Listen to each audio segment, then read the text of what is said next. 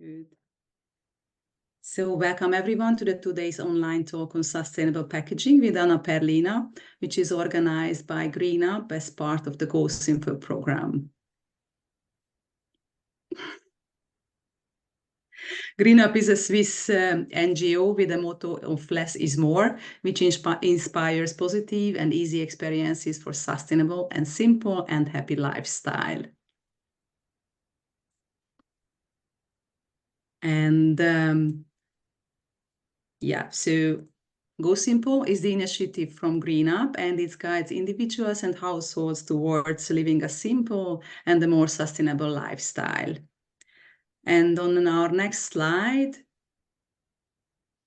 we show our partners. So mostly our partners are Basel-based, mostly offices of the city of Basel, the Office of Mobility, Office of Environment and Climate, and the Climate Office, and many others.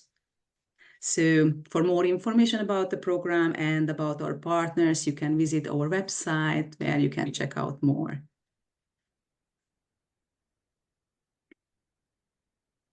Okay, and I would like to add some details about the structure of the today's course. So we will begin with a 30 minutes presentation from Anna, which will be followed by a 20 minutes question and answers.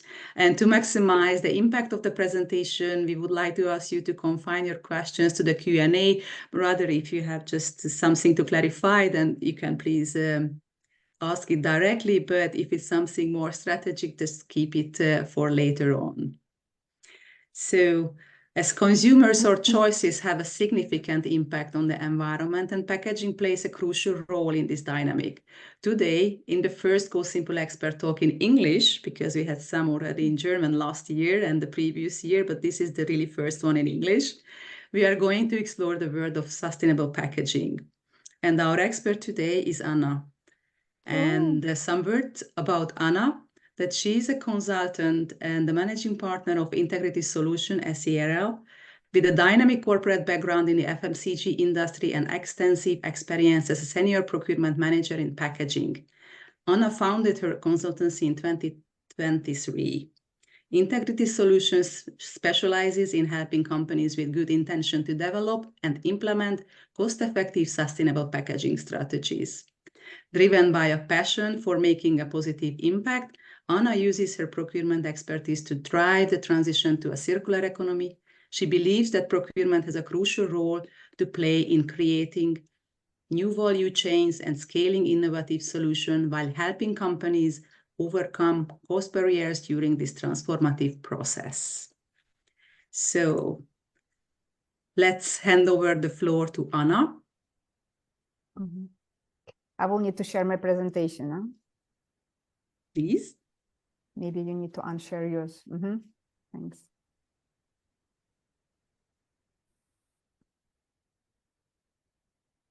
Just a second.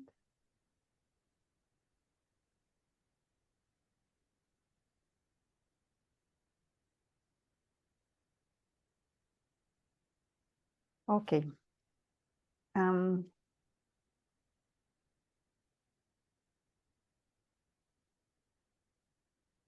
Can you see?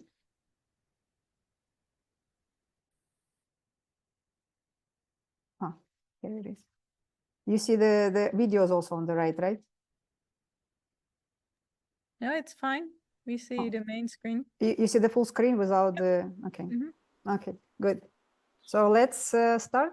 First of all, I'd like to thank Eniko for the introduction, and both ladies, Nicole and Eniko, for this opportunity to participate in this talk. I think it's very important what the Green Up does, and I'm really happy to be part of it. So as it was presented, what I do, I work actually with businesses. And today the presentation is not typical for me. So that's a presentation about consumers. And I think it's very important to raise this topic about consumers, because in my practice, it happens that the clients know that they need to do something to improve eco profile of their packaging, but they believe that consumers will not accept the change. And that's how that will jeopardize their sales. So you can understand both sides.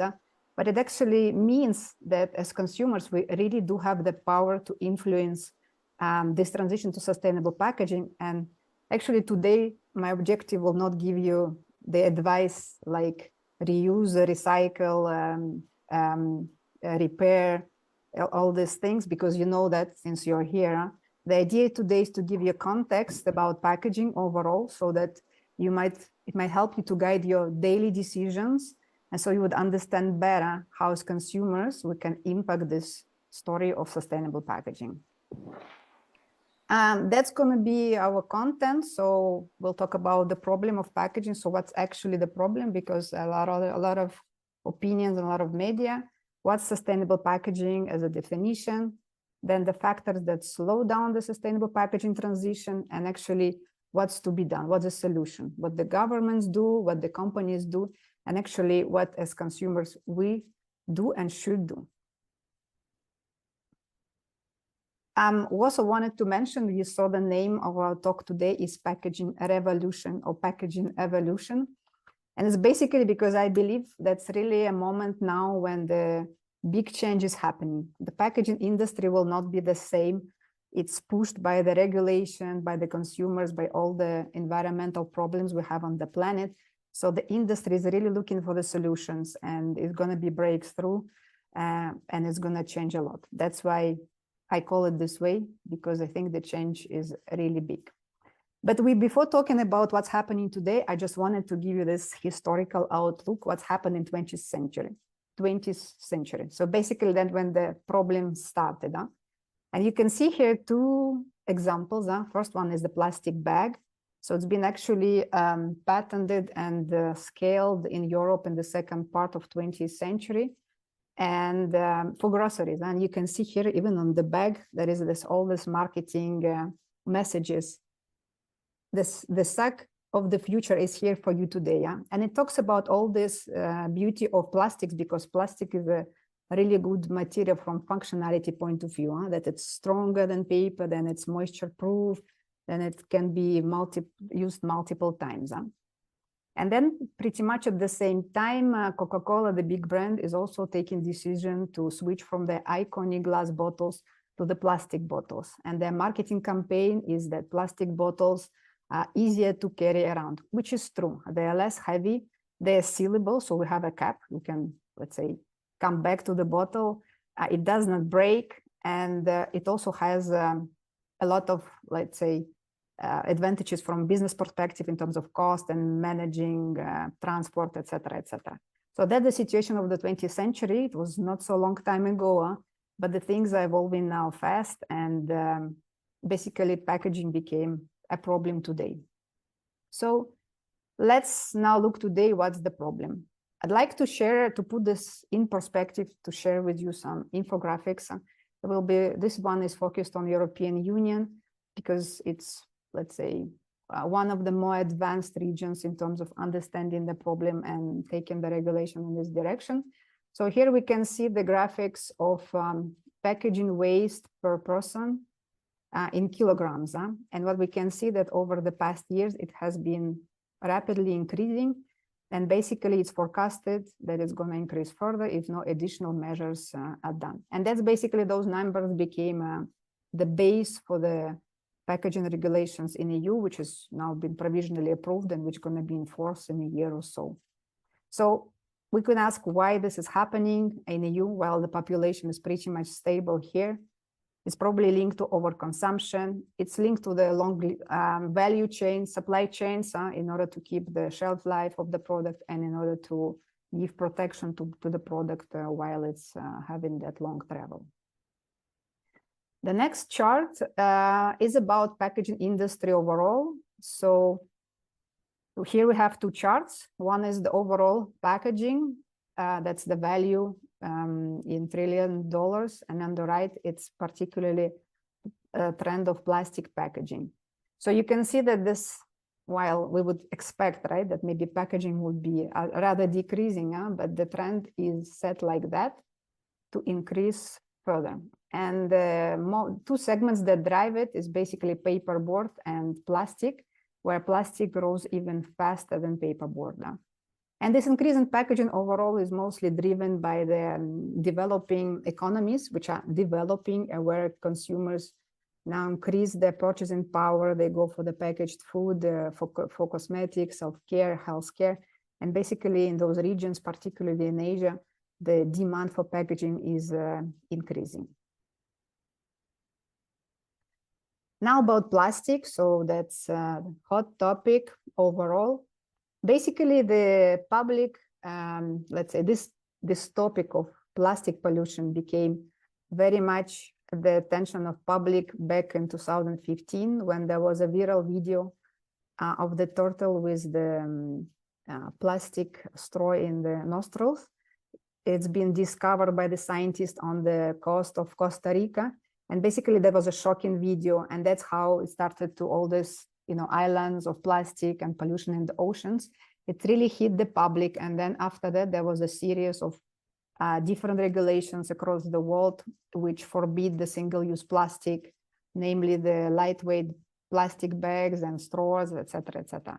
So it was really big. And when we think about the problem of the plastic is not the plastic itself, because for many reasons it's a good material, but it's basically what we see on the chart on the right, what's happening to the plastic at the end of its life. So we can see that collected for recycling is quite a low part. There is a part also that is burned and then used for energy recovery, which is actually the case here in Switzerland.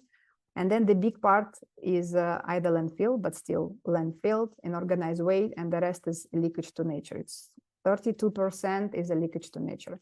And that's basically what creates the problem then of microplastic being in any ecosystem these days, and all these discussions about harm that it brings. So now we looked at the problem in a nutshell. And I think before we move forward, it's important that we define what's sustainable packaging. Basically, for my job also to make it actionable, and it's very much aligned with the European packaging regulations.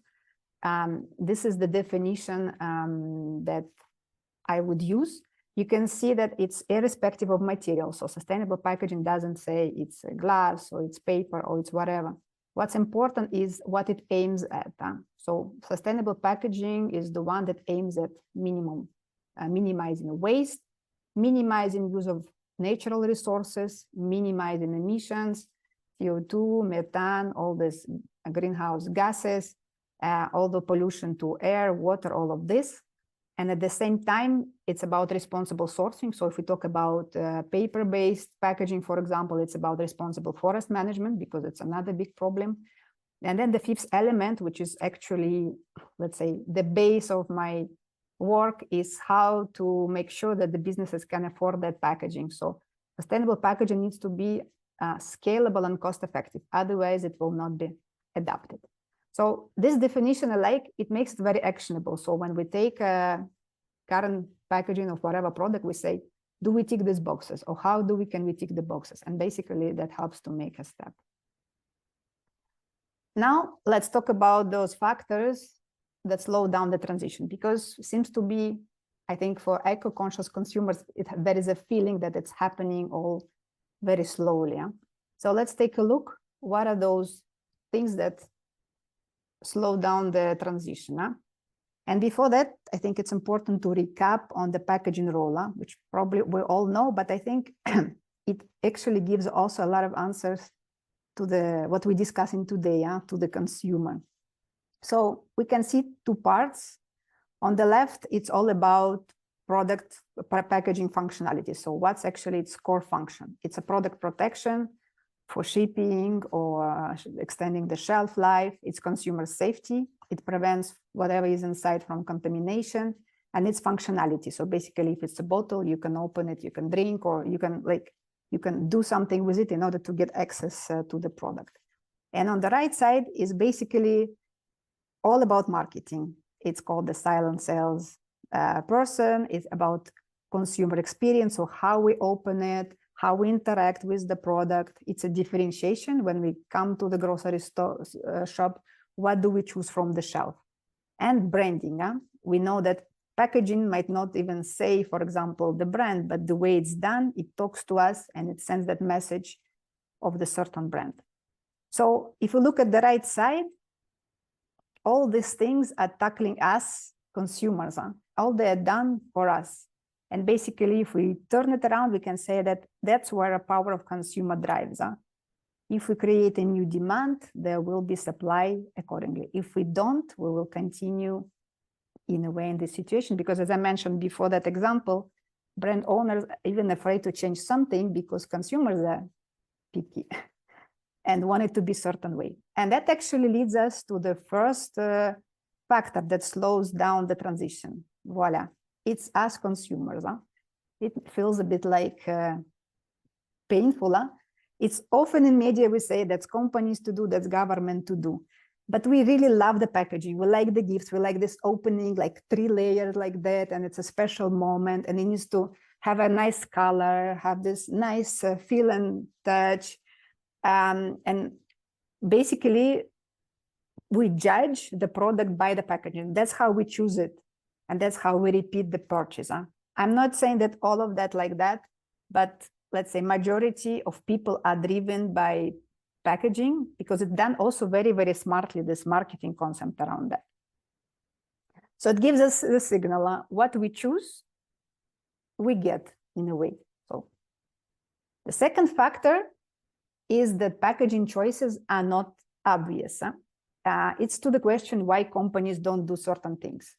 Because actually when they have 3 options and one is ticking these boxes, one is this and this.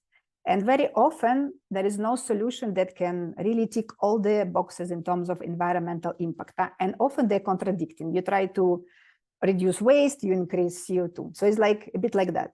And here I just put a story of these grocery bags because it's a, let's say, classic story. Which bag is better for groceries? And the answer is, it depends.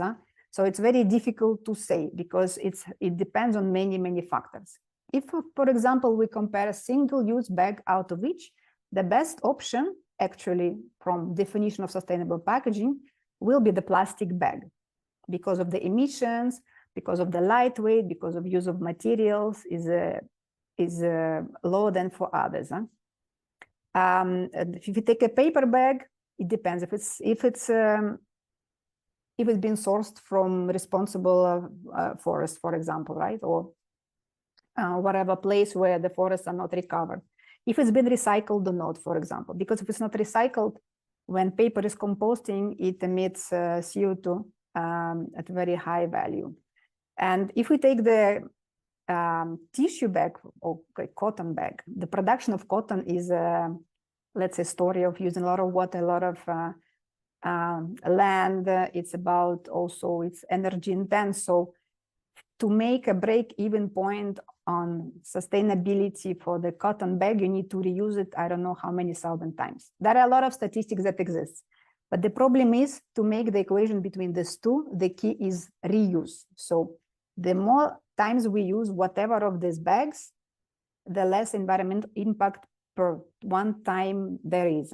And basically just demonstrate the simple, like routine home example, how complicated it to make a choice, because not everything in the hands of company. It's about how we use also the packaging.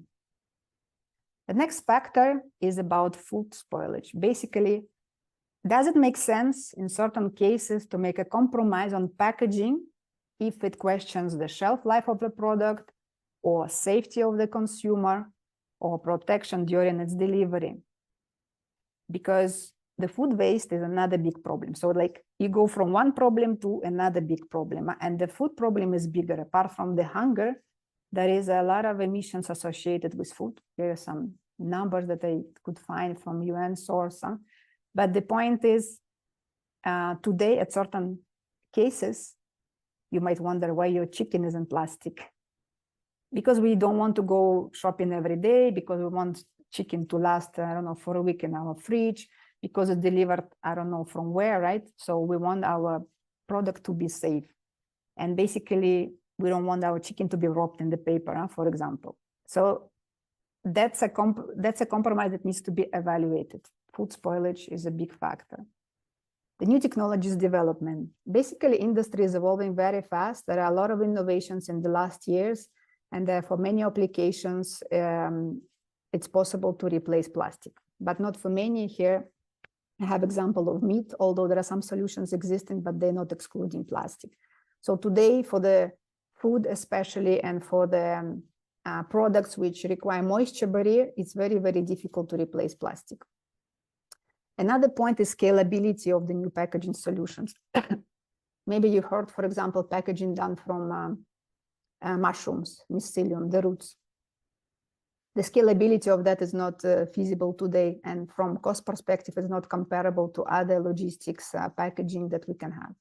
Or for example, if we take a seaweed algae film, although it's nice to switch from fossil-based raw material to renewable one, the problem is that you use food to creating packaging which is single-used. Or you tap into something when you start to share resource, like agro waste, for example. If you start making plastic out of agro waste, then you question what animals will eat. So it goes into the same stream. Sorry. The last factor is basically all known by us and faced every day: availability on infrastructure and disposal. So for certain materials it exists, but for plastics, basically, it's very limited in general. And us as consumers, probably also, I don't know if you face it, I face it. I'm confused what to do with the packaging, what it actually is. Is it paper? Is it a paper and plastic? Is it separable? Where does it go? So those decisions, it's all confused, and basically doesn't allow the circular economy to happen. So now we talked about the problem, so what to do? Basically, we are these three players in the game, and my belief that we need to share responsibility. So government, business, and consumers. Government role is to, let's say, create the framework and set a direction for the packaging, sustainability, and the solutions that need to evolve in the future. Business's role is to ideate and to come up with new ideas. And then they need to offer that to consumers to make sure that consumers accept it. That's why you can see there is this loop back to the businesses, because as consumers, we either say yes or no, or yes or no. So based on our feedback and our demand, businesses normally should rethink the solutions that they provide to us. And if we do certain choices, it drives the decision of businesses and what they supply to the market. So now let's take a look at each of these buckets. So for the packaging regulation, I just here would like to give an example of European one. It's called Packaging and Packaging Waste Regulation. It sets targets for 2030 and 2040. And basically, it's a framework to harmonize approach across member states in Europe, reducing excessive packaging. So, for example, the idea is that there is only minimum packaging used required for product functionality. So not like 10 layers, or for example, in e-commerce, when you get your order, you have little something in the big box. So things like this will be forbidden. Then there are targets for companies that all packaging needs to be recyclable by 2030, and also contain post-consumer waste as a percentage of the material structure. There will be labeling harmonization to know what it is and how to dispose. And then there will be a so-called extended producer responsibility fee. So basically all participants of packaging value chain have to pay a fee for the packaging that they put on the market, and those money will be invested in infrastructure to create that disposal and recycling infrastructure.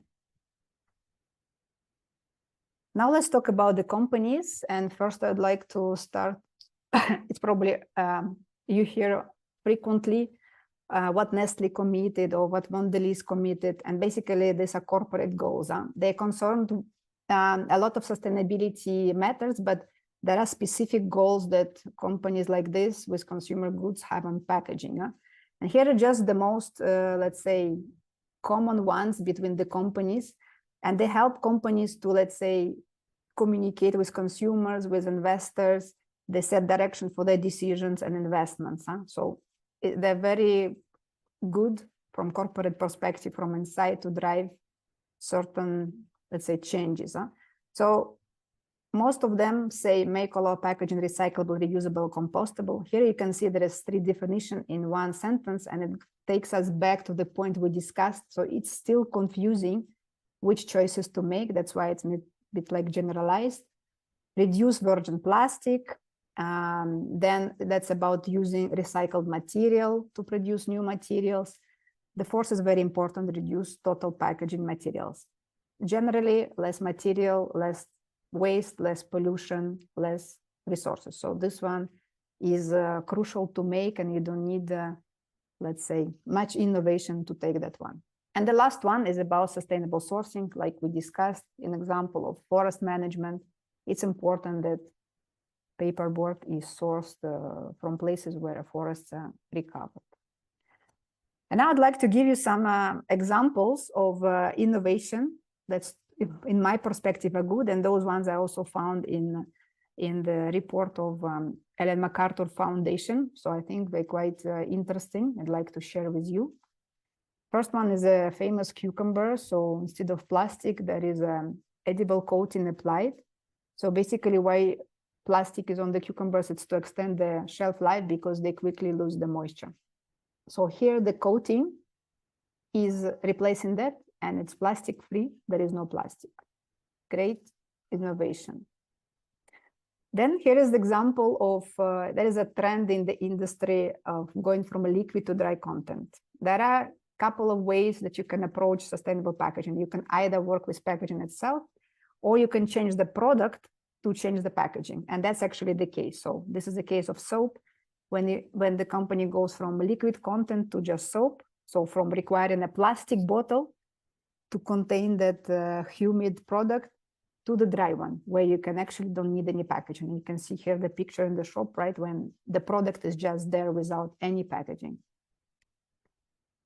This is a good example of e-commerce. So this innovation is not complicated, doesn't require, it's not an innovation, it's just how you do your pack concept differently.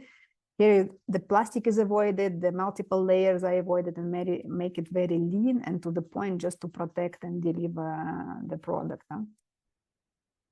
Here is a good concept of refill. So basically, here it's tackling to reduce usage of glass. So when you buy this cream, you buy the glass jar just one time, and then the next time you refill it, you buy just plastic containers. We'll see later. Glass is the most CO2, single glass is the most CO2 intense packaging material. So in this case, the improvement in sustainability profile of this packaging is enormous. Here is the famous example of Coca-Cola. It's an initiative they did in Latin America, reusable PET bottles. What they did is that they collaborated with other brands in the same segment to have standard bottle across so that infrastructure can work. It's also a great achievement, and basically on the topic of reuse, to enable reuse, the differentiation of packaging actually kills it. So it needs to, the first step is to standardize the packaging in order for it to work. So now that's been about companies. Now I'd like to talk about us, consumers. So as I mentioned again, I will not give you just advices because you all know that. I just wanted to give you like guiding principles and how to spark the thought process when you take your decision as consumer. Oof, complicated scheme. But here is important that we need to be aware of full life cycle of whatever, product or packaging. So when we compare something, we cannot say, for example, the manufacturing of this has higher CO2 than that. What's important is to look at the full life cycle of the packaging, starting from raw material acquisition, extraction, then the manufacturing process, then very important product use or consumption, and then the waste management. And basically each of these steps has energy consumption and has a waste. And I wanted to give you an interesting example there was one shampoo company that wanted to measure the environmental impact. And what they actually discovered that the most impact is happening at the use phase when the consumer uses hot water to wash their hair. So that puts things in perspective. Is it really packaging or is it really something else in the chain? And every time you hear something, when, for example, people compare 1 kilogram of paper versus 1 kilogram of plastic, that's not the right way to approach the thing. You need to know how it's used. You need to compare one time a bag and how many times it's used, right? You need to think, is it really relevant, that comparison that's done? So although it's very complicated because we're not experts as consumers, not supposed to, but that just to keep awareness that at usage stage, we as consumers can really impact the whole environmental impact of the value chain. Second point is about avoiding generalizations. I have here a few misconceptions. They are not wrong, but they're not true always. So zero waste means no plastic. As we discussed, so the problem with plastic is that it has leakage to the environment. By itself, the plastic has good functionality qualities that are very useful today and cannot be replaced yet. Glass is the most sustainable material. So it can be true when it's reused, when the bottles are washed. But today we live in the economy when the glass, even though it's recycled, it's a single time use packaging. And basically to recycle it and to make new packaging, it takes a lot, it's very energy intense production. And then also transportation of glass because it's heavy and because the way it's breakable. So that has skyrockets CO2. So in single time use, glass is not the most sustainable material. Then we take a look what packaging that looks like paper is paper. It's confusing and can be marketing. And as consumers, we need to be aware and read what's written, how to dispose that. Again, as we discussed today, for the product which is humid, today there is very little paper-based solutions available. Most of them are composites, so it means there is a coating inside, or is a plastic layer inside, or it's aluminum layer inside, and basically in majority of cases, yeah, it cannot be just paper. So confusing marketing. Paperization is the way to go. We can see a lot media also talking about this. It gets us back to the question. So yes, paper is good when it's recycled. Yes, it's good when the forests are managed properly. And yes, to those applications where the product is not humid. So because paper does have functionality limitations. So the point here is not to generalize. Those statements do make sense to certain applications, but each packaging is an individual case. The next one is taking us back to the food waste. So as we discussed, it's in our control.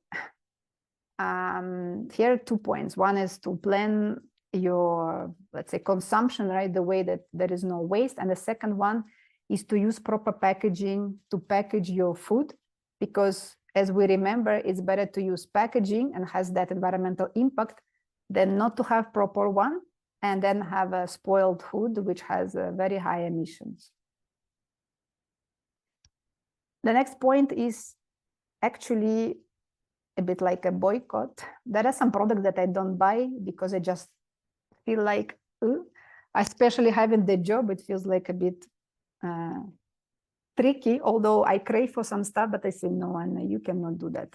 So, but here's just an example. It's a bit like exaggerated, but there is small something in many layers of packaging. So you, as consumer, you understand that you don't need so much packaging for just to keep the basic like functionality of packaging. It's there to attract us or to have that, I don't know what. For example, if you would buy your chicken in plastic packaging, and let's say it would be in the cardboard on top, the box. Okay, it's maybe nice, it's, I don't know, premium, it feels premium, but we understand that this one is probably not needed because the chicken is already very well protected in the plastic one. So basically for this one, we don't really need to be an expert, although we discussed that it can be confusing if it's plastic, paper, or whatever, and whatever packaging you choose. And this one is very straightforward. The less packaging, the better. And coming back to the point before, some companies think that we like that. Okay, and if we continue buying that, they will assume that indeed we like that. So if we want to change it, we should stop buying that to send the signal. And the last one is support brands that make an effort. So that's again coming back to driving the demand, and yeah, to show what's good for you as a consumer. Prefer those goods which you believe make an effort. Because even though if you're not expert and don't know if it's a real effort or not, you can see the peer products, and if there is already a step forward, but certain brand doesn't move, maybe that's also the way to show your, let's say, choices as an eco-conscious consumer. And here I come to the end. I don't know if I made the time or not. Super. A bit, Very yeah. well So I'm open to Q&A. Ask me, please. Thank you, Anna. Then Anything you I'm have, gonna yeah. stop the recording, and then we can talk.